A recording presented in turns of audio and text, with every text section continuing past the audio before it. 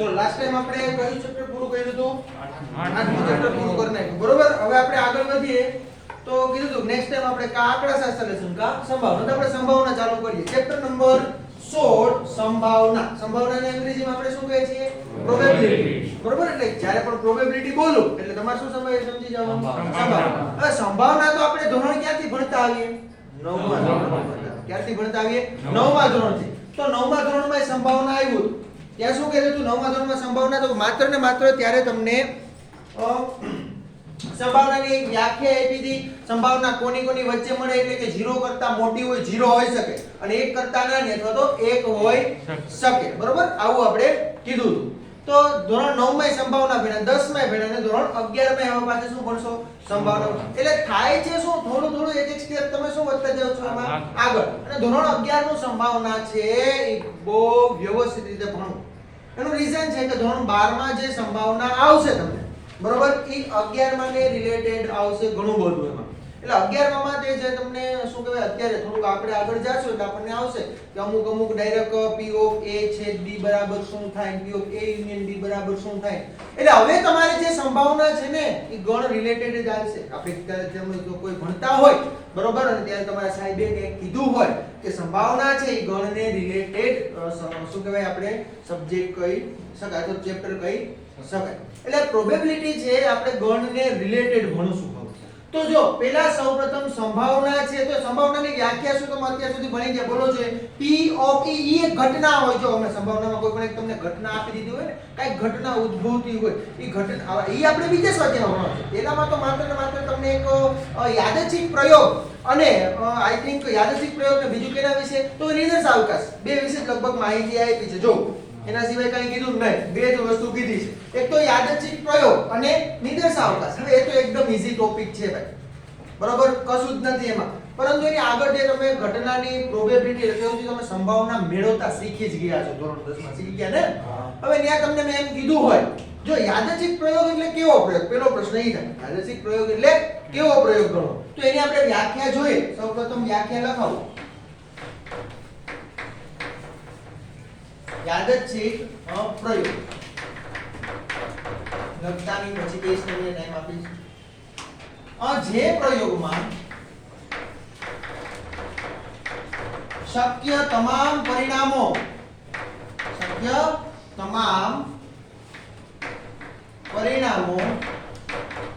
અગાઉથી જ્ઞાત હોવા છતાં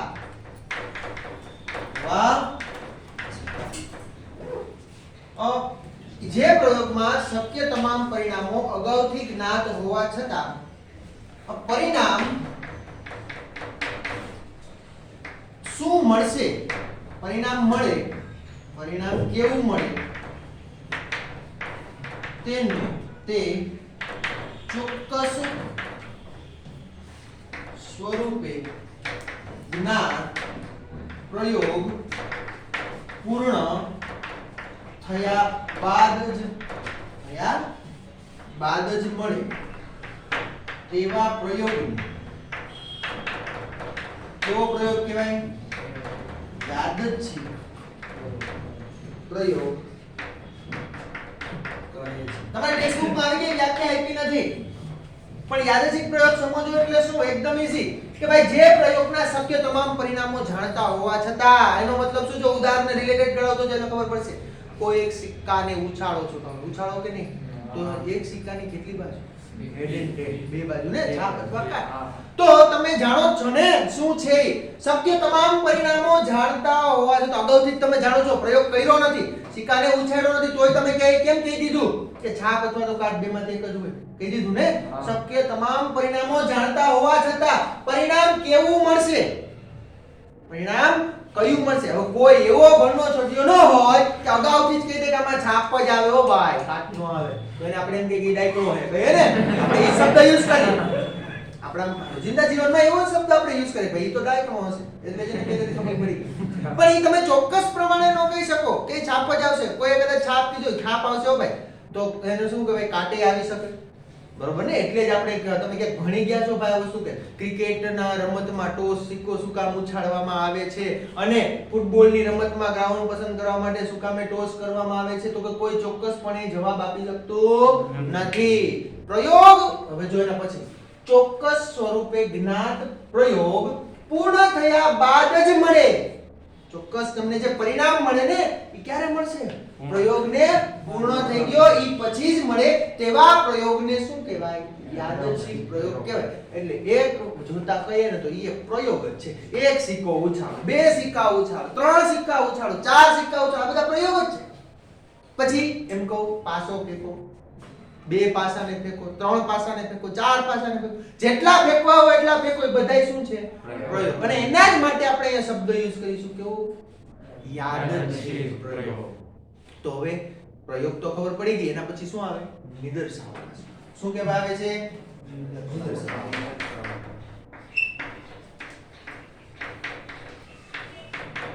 અને ઇંગ્લિશમાં કહેવાય સિમ્પલ સ્પેસ. અને આને તો ખાલી એક્સપેરિમેન્ટ જ કહે છે. શું કહે છે? એક્સપેરિમેન્ટ. એટલે એ કઈ લખ્યું નથી, જરૂરી નથી.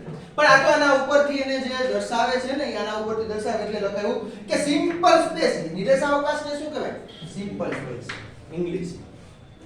તો અને ઇંગ્લિશ કે શું કામ કહું છું ખબર ને? આગળ ભણો ને ઇંગ્લિશ વર્ડ આવે તો મૂંઝાવ નહીં, કે આપણને ખબર પડી જાય કે 12મા માં આવ્યું હતું ક્યાં, પણ એનું ખાલી ઇંગ્લિશ ટ્રાન્સલેશન કરી નાખ્યું છે, બીજું કશું છે નહીં. તો જો નિર્દેશાવકાશ કોને કેવો? એકદમ ઈઝી ભાઈ, કાંઈ નહીં. યાદચ્છિક પ્રયોગના શક્ય તમામ પરિણામોના ગણને શું કહેવાય? તમે આ વસ્તુ કરી જ ગયા હો. શું કહેવાય? યાદચ્છિક પ્રયોગના શક્ય તમામ પરિણામોના ગણને શું કહેવામાં આવે છે? નિદર્શાવકાશ કહે છે.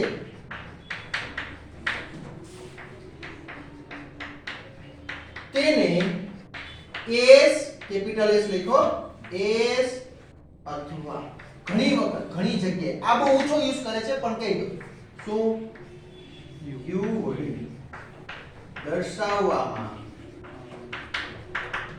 આવે છે.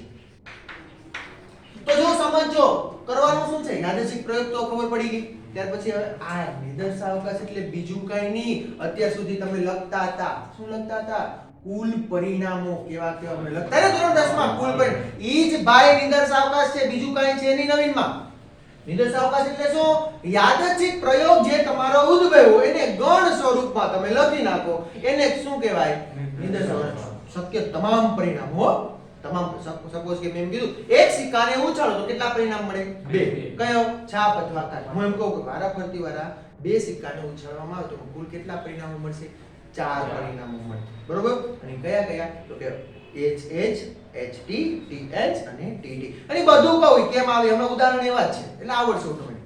પણ આ બે ટોપિક વ્યવસ્થિત રીતે આપણે ક્લિયર હોવા જોઈએ. આને S શું કામે દર્શાવ્યો? સિમ્પલ સ્પેસ કહેવાય ને એટલે આને શું દર્શાવી દીધો? S. એટલે મેં સિમ્પલ સ્પેસ લખી દીધું. ક્યાંક S બરાબર આવે તો આપણને અને ઘણી જગ્યાએ U મતલબ શું? Universal set. ભણી ગયા ને? ભણ્યા ને? નહીં, સાર્વત્રિક ગણ. ઈ આ જો કેના જેવો શું કહેવાય દેખાય છે? નિદર્શાવકાશ કેના જેવો દેખાય? સાર્વત્રિક ગણ જેવો દેખાય. એમાં બધું જ હોય. શું હોય? બધું જ. એવા ગણને આપણે શું કહીએ? સાર્વત્રિક ગણ કહીએ. ઈ જ આપણો નિદર્શાવકાશ છે. આટલું ક્લિયર બધાને? તો ચાલો હવે ત્યાર પછી આપણે આગળ વધીએ. હવે આ બે વસ્તુ આવડે અને પરિણામો અને નિદર્શાવકાશ. પરિણામ એટલે બીજું કઈ નહીં હો. પરિણામ છે કે આ યાદચ્છિક પ્રયોગ છે ને એનો ગણ બનાવ્યો ને, નિદર્શાવકાશને પરિણામ પણ કહેવાય. શું કહેવાય? નિદર્શાવકાશ. ટોટલ પરિણામો મળે ને. હવે તમને એમાં એક વધારાનું લગભગ આપ્યું. હા, નિદર્શ બિંદુ. બરોબર? Sample space. શું આપ્યું છે? સેમ્પલ, સોરી સિમ્પલ લખાય છે, સેમ્પલ, SAMPL. Sample space. હવે સેમ્પલ પોઈન્ટ કોને કહેવાય? તો કે નિદર્શાવકાશના લખાવ, ચાલો લખાઈ દો. નિદર્શાવકાશના ઘટકોને નિદર્શ બિંદુઓ કહે છે. શું કહેવાય? નિદર્શ બિંદુ કહે. બિંદુઓ એક કરતા વધારે હોય ને તો નિદર્શ બિંદુઓ કોને કહેવાય? કાઈ નહીં, એકદમ ઈઝી. નિદર્શાવકાશના જે તમે ઘટકો લખો ને અંદર 1 2 3 જેટલા ઘટકો આવે લખતા, ઈ એક ઘટકને એક નિદર્શ બિંદુ, બીજા ઘટકને બીજું નિદર્શ, ઈ બધા શું આવે ના નિદર્શ બિંદુઓ કહેવાય. એટલે એને શું કહેવાય? સેમ્પલ પોઈન્ટ કીધું છે. શું કીધું છે? Sample point. હવે આટલું ક્લિયર. હવે જો ડાયરેક્ટ ઠેકડો મારો ઉદાહરણમાં. ઉદાહરણ નંબર 1 જો આના હું એક્ઝામ્પલ એટલા માટે નથી આપતો કે હું જે એક્ઝામ્પલ આપીશ ને એ જ એક્ઝામ્પલ આ લોકોએ ઉદાહરણમાં ને સ્વાધ્યાયમાં આપ્યા છે. તો બે કામ એકારે થઈ જાય. તો ચાલો આપણે જોઈએ. જો ઉદાહરણ નંબર 1 શું કીધું? બે સિક્કાઓ. એક સિક્કા ને કેટલા સિક્કા? બે સિક્કા. એક છે ઈ રૂપિયાનો છે અને બીજો છે ઈ કેટલા રૂપિયાનો છે? 2 રૂપિયાનો સિક્કો છે. એક વાર ઉછાળો અને નિદર્શાવકાશ શું? તો આમ તો મારે કહેવાનું એક 1 રૂપિયાનો સિક્કો છે, એક 2 રૂપિયાનો સિક્કો છે. સિક્કા તો કેટલા ઉછળ્યા? 2. હવે ને જે બે સિક્કા ઉછળ્યા છે ને આપણે એને શું કહે કુલ પરિણામો લખવાના છે. નિદર્શાવકાશ લખો એટલે શું? શક્ય તમામ પરિણામો કેવા કેવા મળે ઈ આપણે લખવાનું છે. યાદચ્છિક પ્રયોગ છે કે નહીં? હા, તમે અગાઉથી કહી દયો કે પહેલી વાર 1 રૂપિયાના સિક્કામાં આ જ પડશે ને 2 રૂપિયામાં આ જ પડશે એવું કોઈ આપણે કહી શકીએ નહીં. યાદચ્છિક પ્રયોગ છે ને નિદર્શાવકાશ લખવાનો છે. ઉદાહરણ નંબર 2 બરોબર. જો હજુ એકવાર રકમ વાંચીએ કે બે સિક્કાઓ છે બરોબર. ઈ બે સિક્કાઓને એક 1 રૂપિયાનો છે અને બીજો 2 રૂપિયાનો સિક્કો છે. તો 1 રૂપિયાનો સિક્કો હોય એમાં હોય તો શું? છાપ અથવા કાટ. 2 રૂપિયાનો સિક્કો છે એમાં હોય તો શું? છાપ અથવા કાટ. તો હું એવી રીતના નથી લખતો, હું ડાયરેક્ટલી જો ના પરિણામો લખીશ નિદર્શાવકાશ. અને એ પરિણામો તમે બે રીતે મેળવી શકો. કઈ કઈ રીતે મેળવો એ તમને જે ફાવે એ રીતે મેળવી શકો. ચાલો 1 રૂપિયાનો સિક્કો મેં ઉછાળ્યો. 1 રૂપિયાના સિક્કાના કેટલા પરિણામો મળે? છાપ અથવા કાટ બે હોય ને. એક સિક્કો ઉછાળ્યોના બે પરિણામ કયા કયા? H and T હોય કે નહીં? હવે અગેન અહીંયા તેની કામ પૂરું થઈ ગયું. હજુ એક સિક્કાની બીજી વાર છે. એક સિક્કાની અગેન કેટલી બાજુ? બે બાજુ ને. પહેલી વાર ને બીજી વાર આવી રીતના મળે. આ પહેલી વાર તો છાપ આવી ગયો તમને. અને હંમેશા આને ક્રમયુક્ત જોડીમાં લખાય. કોણ ભણ્યા ને તમે? ક્રમયુક્ત જોડીઓ. અને ક્રમયુક્ત જોડીમાં લખાય. પાછી અગેન એક સિક્કાની કેટલી બાજુ? બે બાજુ. આ પહેલી વાર તો હેડ આવી ગયો ઓકે. બીજી વાર હેડે હોય ને ટેલે હોય કે નહીં? પહેલી વાર ઉછાળું છું. 1 રૂપિયાનો સિક્કો ઉછાળ્યો તો એમાં છાપ આવે. 2 રૂપિયાનો સિક્કો ઉછાળ્યો તો એમાં શું આવે? છાપ. તો આ H H. 1 રૂપિયાનો સિક્કો ઉછાળ આ આપણે તમામ શક્ય પરિણામો લખે. આવું બની શકે. 1 રૂપિયાનો સિક્કો ઉછાળ્યો તો એમાં શું આવી જાય? સપોઝ કે છાપ આવ્યો તો બીજા રૂપિયાના સિક્કામાં કાટ પણ હોઈ શકવાનો હોઈ શકે ને. ચાલો અહીંયા T. અહીંયા શું આવશે? પહેલી વાર તો T ફિક્સ. કે પહેલી વાર તમે રૂપિયાનો સિક્કો ઉછાળ્યો તો શું આવી ગયો તમારી પાસે? કાટ આવી ગયો. ઈ મે લખી નાખ્યો કાટ. બીજી વાર ઉછાળો એક સિક્કાની અગેન કેટલી બાજુ? હોય કે નહીં? તો નિદર્શાવકાશ S લખવાનું કીધું ને. કેટલા કયા કયા ઘટકો આવશે? H સોરી હજી આમાં ઓર કરીને લખાઈ દઉં. તમે આવી રીતે લખી શકો. શું? તો કે S એક સિક્કાની કેટલી બાજુ? બે બાજુ. ક્રોસ પ્રોડક્ટ એક સિક્કાની કેટલી બાજુ? આપણી ગયા ને તમે? શું કહેવાય આને? ગુણાકાર કરો એટલે ગણમાં ભીણા હોય તો કાર્તેજીય ગુણાકાર. આવું એવું તો શબ્દ કાર્તેજીય ગુણાકાર. આ કાર્તેજીય ગુણાકાર એક સિક્કાની બે બાજુ એક સિક્કાની. હવે ચાલો કાર્તેજીય ગુણાકાર કેમ કે પહેલું પેલા આરે એટલે શું આવે? H પહેલું બીજા આરે આવે એટલે શું આવે? HT. બીજું પેલા આરે એટલે EH અને બીજું બીજા આરે એટલે અને આજ તમારો શું છે? S. હવે આના ઉપરથી S લખતા આવડે કે નહીં? S બરાબર શું આવશે? H T EH અને આ રીતે લખો નિદર્શાવકાશ કે આ રીતે લખો. બે સરખું તો નિદર્શાવકાશ સરખા જ મળે. તમને જેમાં ફાવટ આવે એ રીતે લખો. બરોબર. આ કેમ લખ્યું તો કે એક સિક્કાની બે બાજુ. અગેન ટોસ કરો તો પહેલી વાર તો એના બે પરિણામો મળશે. એ તો બદલવાના નથી. અગેન એક સિક્કાની કે અહીંથી પાછા બે પાક્યા ખુલ્લા. એક સિક્કાની કેટલી બાજુ? બે. અહીંથી અગેન બે પાક્યા ખુલ્લા. એક સિક્કાની કેટલી બાજુ? બે. આવડે ને આવું? અને આ રીતે લખો. 3 સિક્કા કીધા તો અગેન અહીં ક્રોસ શું કરવાનું? H. હમણાં એ ઉદાહરણ આવે છે એ આપણે જોશું. ત્યાર પછી જોઈએ તો ઉદાહરણ નંબર 2. ઉદાહરણ નંબર 2 માં શું કીધું છે મને જોવું જોઈએ. બે પાસાઓ એક વાદળી અને બીજો લાલ. એક વાદળી અને બીજો લાલ ફેંકવાના પ્રયોગ સાથે સંકળાયેલ નિદર્શાવકાશ શોધો. વળી નિદર્શાવકાશમાં ઘટકોની સંખ્યા. ચાલ હવે હું તમને એક મસ્ત શું કહે આપણે ક્યારે પણ ઘટકોની સંખ્યા મેળવવાનું કે એક માર્કમાં આવું પૂછે કદાચ MCQ માં કે પૂછું અહીંયા પૂછી છે. જો મને સિક્કામાં કોઈ પણ સિક્કા જેટલી વાર ઉછાળવામાં આવે બરોબર મારે શું કહેવાય કુલ શક્ય પરિણામોની સંખ્યા. જો n વખત સિક્કાને ઉછાળતા નોંધ કરીને લખજો બરોબર. n વખત સિક્કાને ઉછાળતા શક્ય પરિણામોની સંખ્યા. શક્ય પરિણામોની સંખ્યા. શક્ય કુલ પરિણામો લખજો અહીંયા. શક્ય કુલ પરિણામોની સંખ્યા બરાબર શું થાય? 2n. આવું તો મળી જાય ભણ્યા. એક વાર ઉછાળો તો એની જગ્યાએ એક મૂકો, બે વાર ઉછાળો તો એની જગ્યાએ બે મૂકો, ત્રણ વાર ઉછાળો તો એની જગ્યાએ ત્રણ મૂકો. એટલે એને શું તમને જવાબ આપશે ઈ? તો કે શક્ય તમામ પરિણામો ઘટકોની સંખ્યા અંદર તમારી નિદર્શાવકાશ S માં ઘટકોની સંખ્યા કેટલી મળે ને ઈ આવશે. અને ઘટકોની સંખ્યા ઈ તમારા માટે શું છે? શક્ય તમામ પરિણામોની સંખ્યા. તમે સંભાવના માટે છેદમાં લખતા ખબર છે? શક્ય તમામ પરિણામોની સંખ્યા ઈ તમારો નિદર્શાવકાશમાં ઘટકોની સંખ્યા. આવડી જાય તો આ ખબર પડી ગઈ 2n. હજુ બીજું કે n વખત કોને ઉછાળો? પાસાને ફેંક.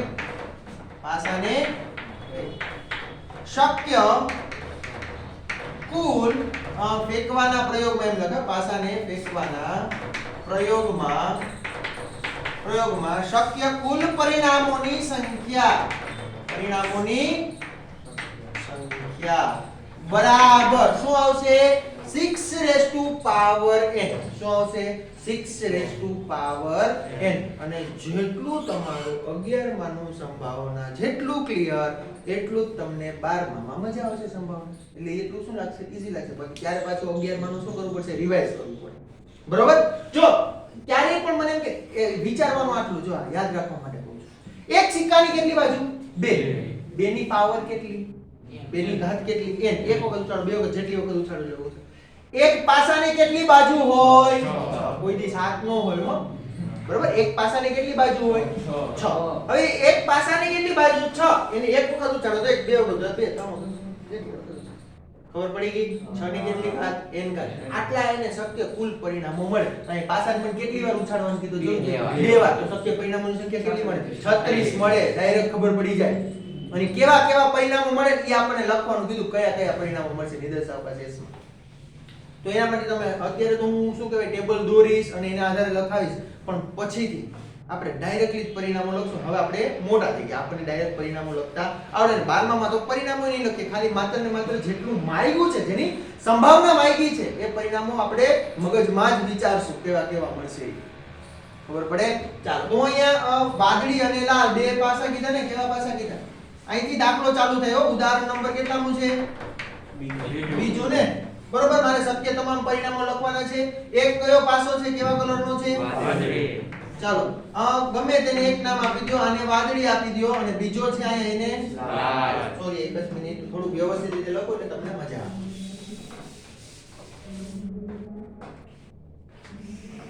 આ અલગથી છે નોંધ. બરોબર?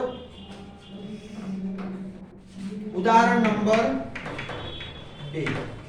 બે પાસાને ઉછાળવાના છે અને વાદળી માટે હું કઈક શબ્દ આપી દઉં. સોરી, લખવા દે ને વાદળી. અને બીજો કયો છે? લાલ. હું અહીંયા વાદળી લખીશ, અહીંયા લાલ. તો વાદળી હોય કે લાલ હોય કે કાળો હોય કે પીળો હોય, પાસામાં કેટલા રહેવાના?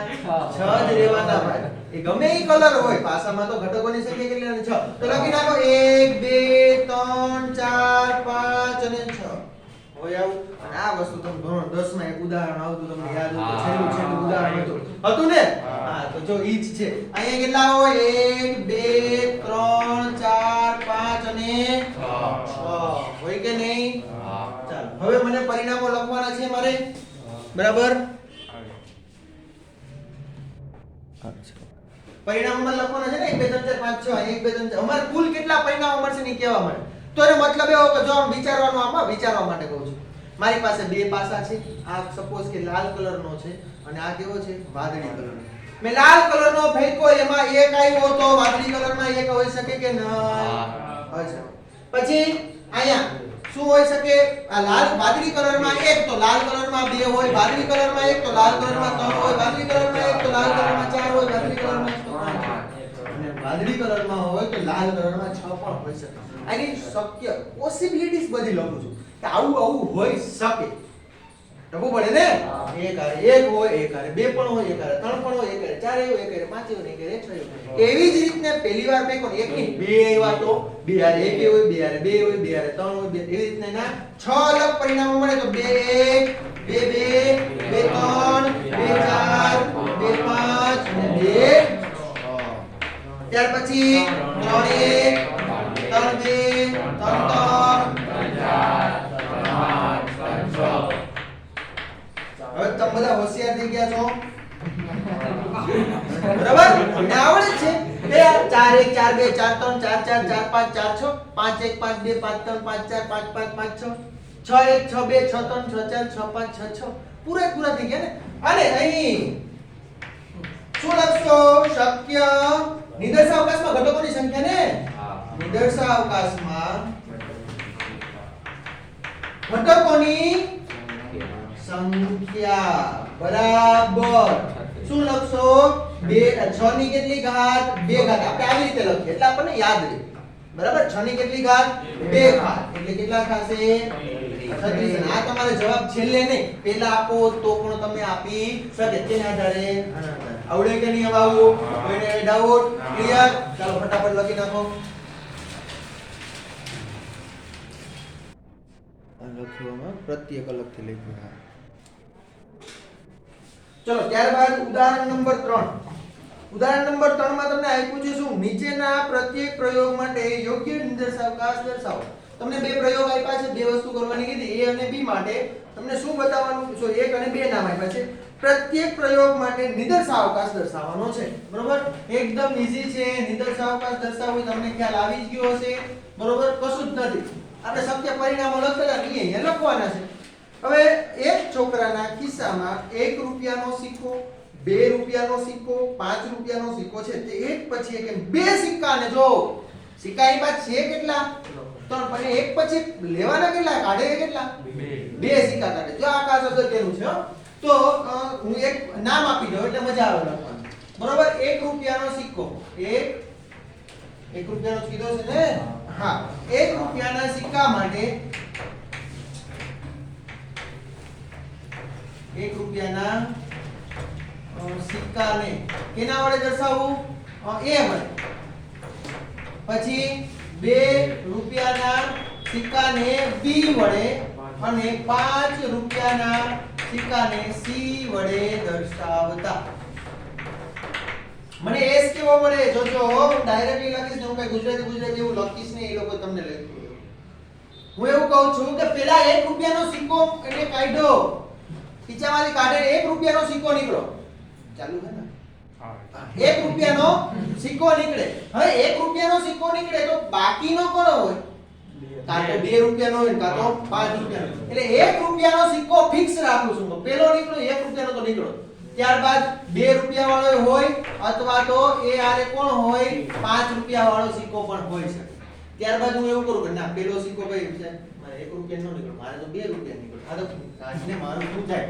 ડી અને એની આરે કોણ બીજો સિક્કો જે નીકળે એ કોણ હોય અને બી આરે સી કોણ હોય ત્યાર પછી સી આરે એ પણ હોય સી આરે બી પણ હોય હવે ઈ મને મારે બીજું કઈ નથી લખવું આવું લખી નાખો ખબર પડે ને તમને અને જો આ BC અને CB નો મતલબ અલગ છે આ ક્રમયુક્ત જોડી વાત છે આ હું સહેલાઈ માટે હું આવું લખું છું બાકી આ છે ક્રમયુક્ત જોડી જો શું છે આ દર્શાવે ક્રમયુક્ત જોડી પહેલા A પછી B આ દર્શાવે છે શું ક્રમયુક્ત જોડીઓ પણ હવે હું એવું ક્રમયુક્ત જોડીઓ લખીશ નહીં બને ત્યાં સુધી આવી રીતના જ લખીશ એટલે આ તમારે શું સમજી જવાનું ક્રમયુક્ત જોડીઓ છે આ મેં કેસ લખી નાખ્યો બસ પૂરું થઈ ગયું કામ આ એકડા માટે કામ પૂરું બગડે રે શું કીધું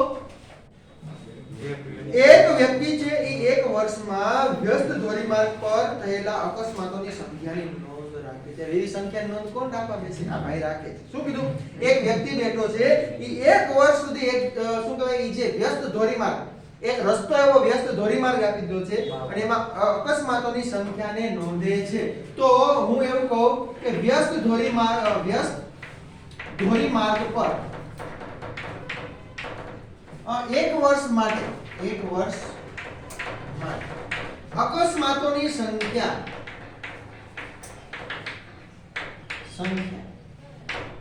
જો સમજો સંખ્યા એક પણ ન હોય એક પણ એક હોય, બે હોય શકે, બે હોય શકે, અહીંયા શકે લખજો. હા, ત્રણ હોય શકે, થાતો જ નથી એવું નથી, ત્રણ હોય શકે. અપ ટુ સોન જય જ રાખે ને, ચારે હોય, પાંચે હોય, છ હોય, સાતે હોય, આઠે હોય, નવે હોય, દસે હોય. એક વર્ષ માટે તો કેટલા અકસ્માત થઈ આપણને થોડી ખબર હોય. એના માટે નિદર્શ અવકાશ માટે s શું બન્યું? એક પણ નથી અકસ્માત થયો, એનો મતલબ 0. અકસ્માત એક પણ નથી થતો, એના માટે શું યુઝ કરીએ આપણે? 0 અકસ્માતની સંખ્યા. અકસ્માતની સંખ્યા 1, અકસ્માતની સંખ્યા 2, અકસ્માતની સંખ્યા 3. મારે આખે લખવા નથી તો આઈ જ જાય. બરોબર? કેટલા થાય એ આપણે કહેતા નથી. બરોબર? ચાલો પણ વિચારવામાં આપણે એવું કહી શકીએ કોઈ 1 લાખ ને 2 લાખ ને એવા આવે ને ભલે ગમે એટલા સાધન. બરાબર? એટલે તો આપણે ઇન્ફિનિટી સુધી લખશું ડોટ ડોટ ડોટ, કારણ કે આપણે ક્યાંય જાણ થતી નથી કે કેટલા હોય. આવડી જે હોય એ નિર્દેશ અવકાશ લખતા. વ્યસ્ત ધોરીમાર્ગ પર એક વર્ષ માટે અકસ્માતની સંખ્યા એક પણ ન હોય, એક હોઈ શકે, બે હોઈ શકે, ત્રણ હોઈ શકે, ચાર હોઈ શકે, પાંચ હોઈ શકે, એમ લખી દે તો s તમને આવું મળી જશે. ત્યાર પછી ઉદાહરણ નંબર 4, એક સિક્કાને ઉછાળ. શું કીધું? હાલો કામ કરના કે બીજું શું હોય? ઉદાહરણ નંબર 4, એક સિક્કાને ઉછાળવાનું કીધું ને મને. ઉછાળ. એક સિક્કાની કેટલી બાજુ? બે બાજુ. ઉછાળી દે. ત્યાર પછી અભિન શું કીધું છે મને? જો તે છાપ બતાવે તો આપણે થેલામાંથી એક દડો કાઢીશું. જો એ છાપ બતાવે, બરોબર? પહેલા 1 મિનિટ હું બધું લખ્યું. દડા રંગ કયા કયા છે? જો મને શું કીધું? તે થેલામાં 3 વાદળી, 3 વાદળી અને 4 સફેદ દડા. સફેદને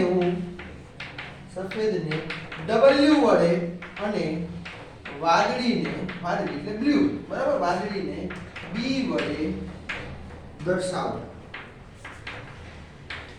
એટલે કે અનુક્રમે તમને 3 વાદળી આપ્યા એટલે 3 વાદળી કયા કયા મળે? B1 B2 અને B3. બરાબર? 3 વાદળી હું કયા કહું છું? B1 B2 અને B3. પછી 4 સફેદ ક્યાં કહું? W1 W2 W3 W4. તો અહીં લખું દર્શાવતા 3 વાદળી દડાઓ અનુક્રમે કયા કયા કહું છું? B1 B2 B3 હોય અને 4 સફેદ દડાઓ કયા કયા અનુક્રમે? અનુક્રમે W1 W2 W3 W4 હોય. એને નામ આપી દીધા. બરોબર? 3 વાદળી તરફ. હવે આપણે જાણીએ એના પછી શું કીધું? અને જો કાંટો બતાવે ને તો શું કરવાનું છે? પાસાને ઉછાળો. જો કાંટો આવ્યો તો શું કરવાનું? પાસાને ઉછાળો. જો મેં સિક્કો ઉછાળ્યો, HT આવ્યું. જો છાપ આવે તો શું કરવાનું? દડાને ફેંકવાનું ને. તો દડા ટોટલ કેટલા છે? જોજો કેટલા છે? 7 દડા છે. તો અહીંથી 7 ભાગમાં વિભાજિત થાય ને. 1 2 3 4 5 6 અને 7. ખબર પડે? પેલું કોણ હોય? H હારે B1 હોય, H હારે B2 હોય, H હારે B3 હોય. આ ક્રમયુક્ત જોડીઓ છે, હું કહું છું હજુ. છે શું? ઈ ક્રમયુક્ત જોડીઓ છે, પરંતુ હું આવી રીતે એને લખું છું સરળતા ખાતર. કારણ કે બે કાઉન્સ કરો, અલ્પવિરામ કરો, કાઉન્સ કરો, અલ્પવિરામ કરો. એના માટે હું સરળતા માટે આવી રીતના લખું છું. ત્યાર પછી H હારે કોણ હોય? W1 હોય, H હારે W2 હોય, H હારે W3 ને H હારે W4. હવે જો કાંટો મળ્યો તો શું કરવાનું કીધું? પાસો. એક પાસાની કેટલી બાજુ? 3 4 5 6 હોય કે નહીં? એટલે કે T આરે શું હોય? 1A હોય, T આરે 2A હોય, T આરે 3A હોય, T આરે 4, T આરે 5, T આરે 6. હવે આપણે ડાયરેક્ટલી S લખી શકીએ, પરંતુ આ તમને સમજાવવા માટે અત્યારે હું શરૂઆતમાં નિર્દેશ અવકાશ એટલા મસ્ત રીતે લખીશ ને પછી એટલા જ ડાયરેક્ટલી લખી નાખીશ. S બરાબર જ હું લખી નાખીશ પછી. તો એ S બરાબર તમને મળ્યું શું? H B1 H B2 H B3 પછી H આરે W1 H આરે W2 H આરે W3 H આરે W4 અને as it is પણ T આરે 1 T આરે 2 T આરે 3 T આરે 4 T આરે 5 T આરે 6. મને તમને આટલા નિદર્શ અવકાશમાં ઘટકો મળશે બરાબર અને ડાયરેક્ટલી તમે લખી જ શકો બરાબર એક સિક્કાની બે બાજુ એમ વિચારીને તો છાપ હારે પણ બધાય દડા હોય પછી શું કહેવાય હવે કાટ આવે તો શું કરવાનું કીધું એ લોકોએ કાટ આવે તો મને પાછો ઉછાળ એક પાસાની કેટલી બાજુ 6 બાજુ તો કાટ આવે એક હોય કાટ આવે બે હોય કાટ આવે ત્રણ હોય કાટ આવે ચાર હોય કાટ આવે પાંચ ગમે તે હોઈ શકે ડન આવડી ગયું ચાલો એના પછીનો દાખલો જો દાખલા નંબર 5 ઉદાહરણ નંબર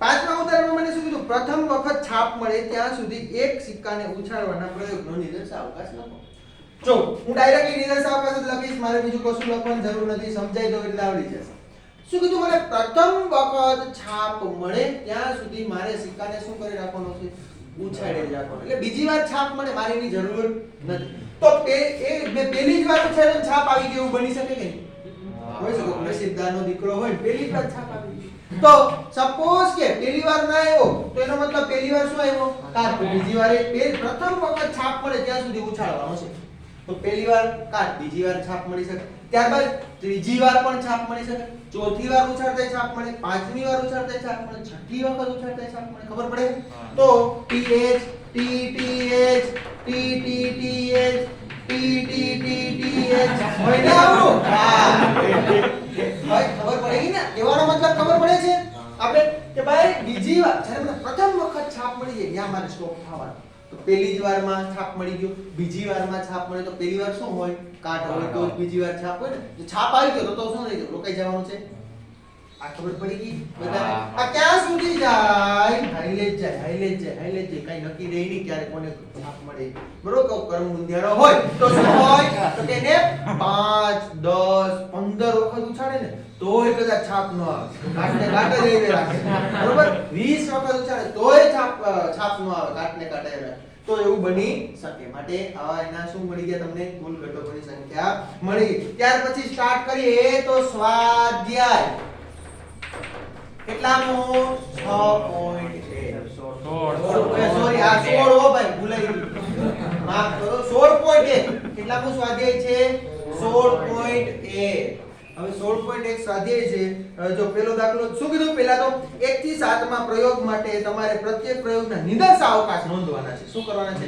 નિદર્શ અવકાશ હવે આવું કરવાનું છે હવે આવું ન આવડે તો આવને આપણે 11 સાયન્સ માં આવ્યા ને જો હવે એક સિક્કાને 3 વખત ઉછાળો હવે કાઈ નથી HT cross HT આવે ને લખી શકો આવડે ને તો લખાવું કે આવડશે એક વખત લખાઈ દો ચાલે એટલે પછી આમાં શું બીજું કઈ નહીં ક્યારેક હું બીજું કઈ લખતો નથી ડાયરેક્ટલી S જ લખું છું S બરાબર બીજી રીતે લખું ઓલી રીતે તમે લખી શકો આ રીતે કઈ રીતે લખી શકશો H અને D એક સિક્કાની પહેલી વાર ઉછાળો એક સિક્કાની બે બાજુ હોય કે નહીં ખુલે હવે પાછો અગેન બીજી વાર ઉછાળો એક સિક્કાની બે બાજુ ખુલે ને તો અહીંથી બે ખુલી અહીંથી બે ખુલી ત્યાર પછી અગેન ત્રીજી વાર ઉછાળો એટલે આયા જે હોય ને એની બે ખુલે ખબર પડે સમજાઈ જાય તો એમ ઈ ખુલતા જ રહે ચોથી વખત ઉછાળે તો ત્યાંથી પાછી એક સિક્કાની બે બાજુ તો બે બાજુ ખુલી જાય ડન તો હું આપણે આ રીતે લખીએ તમે એ રીતે લખી શકો જેને એમ ફાવટ આવે એમ લખે બરોબર અહીંયા શું તો 3 વખત ઉછાળવાનો છે એટલે એક સિક્કાની બે બાજુ ક્રોસ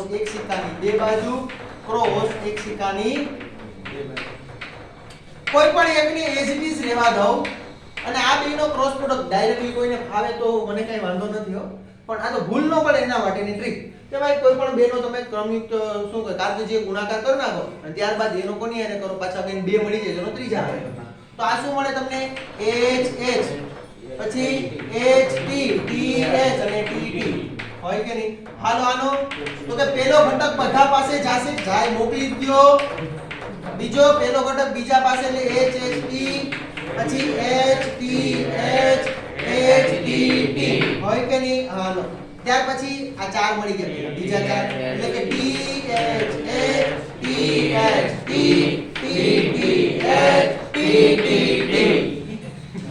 મળી ગયા આ કેટલા ઘટકો મળ્યા જોવું છે કે અહીંથી ખબર 3 વખત 2 ની 3 ઘાત કેટલા છે 2 4 2 ને 8 ઘટકો મળે જો કોઈને 7 મળ્યા હોય ત્યારે ગણતું તો ઓલું યાદ રાખવાનું 2 ની n ઘાત આવે તો પાછું ચેક કરવાનું બરાબર ને હાલ ત્યાર પછી હવે બીજી જેમ તે તમે લખો એમ લખજો ઓલી મેથડ થી લખો તો પણ કોઈ પ્રોબ્લેમ નથી બે ખુલતી જ જાય બે ખુલતી જ જાય પેલું H રે બીજું H રે ત્રીજું H પેલું H બીજું H ત્રીજું T મળે કે ના આવું? અને હવે તમે આ થોડોક ટાઈમ હવે દાખલા કરશો ને થોડોક ટાઈમ એટલે તમને આ તો છે ને આવું 2 વખત ઉછાળવાનું નહીં 3 વખત ઉછાળવાનું કહી ને આ તો 3 વખત જ છે સોરી 3 વખત ઉછાળવાનું તમે ડાયરેક્ટલી આમ લખી જ નાખશો એસ જ લખી નાખશો પ્રેક્ટિસ કરશો એટલે બરાબર આવું કંઈ કરવું પડશે નહીં પરંતુ આપણે કરશું એટલે ભૂલ ન પડે બરાબર ઘણા બધા એવો સરખા ન હોય એટલા માટે હવે આમાં નથી લખવું એક પાછળ 2 વાર એ આપણે લખી નાખ્યું ને એનું ત્યાર પછી એક સિક્કાને જો 4 વખત આવ્યું કેટલી વખત આવ્યું 4 વખત તો શું પાછી 2 ખુલી 3 માંથી પાછી ને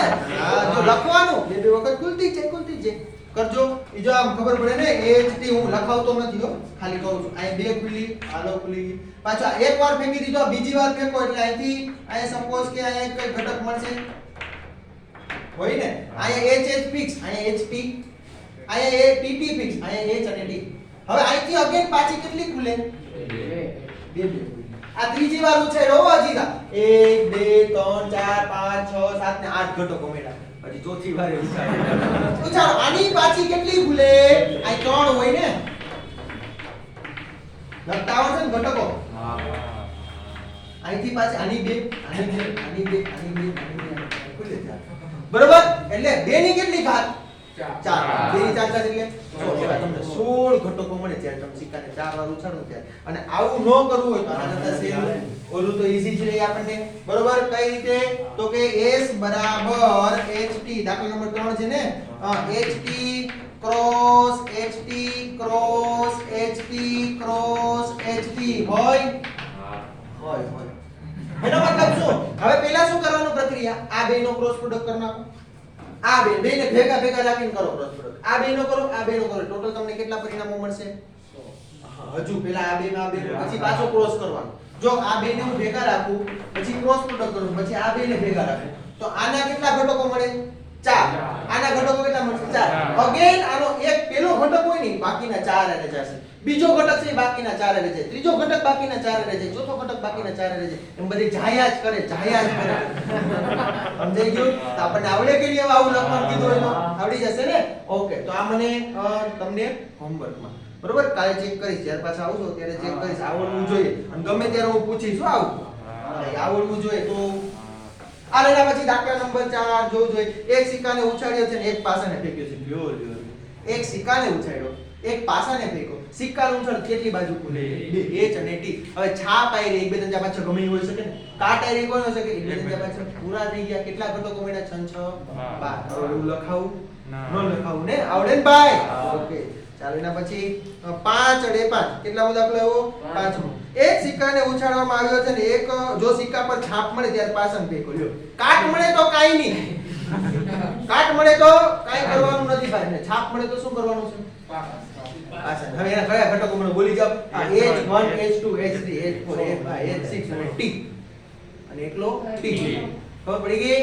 એ આવડવું જોઈએ ત્યાર પછી એના પછી 5 6 ગડે 6 ઈ પછી હાલો હવે નેક્સ્ટ ટાઈમ બરોબર એટલે 1 થી 5 દાખલા તમારે હોમવર્ક માં આ મેં એક જ લખી દીધો બાકીના ચારેય હોમવર્ક માં ગણવાના નેક્સ્ટ ટાઈમ આવશે ચેક કરશું બરોબર કોઈને કઈ ડાઉટ ના ઓકે અસ્તુ જય હિન્દ જય ભારત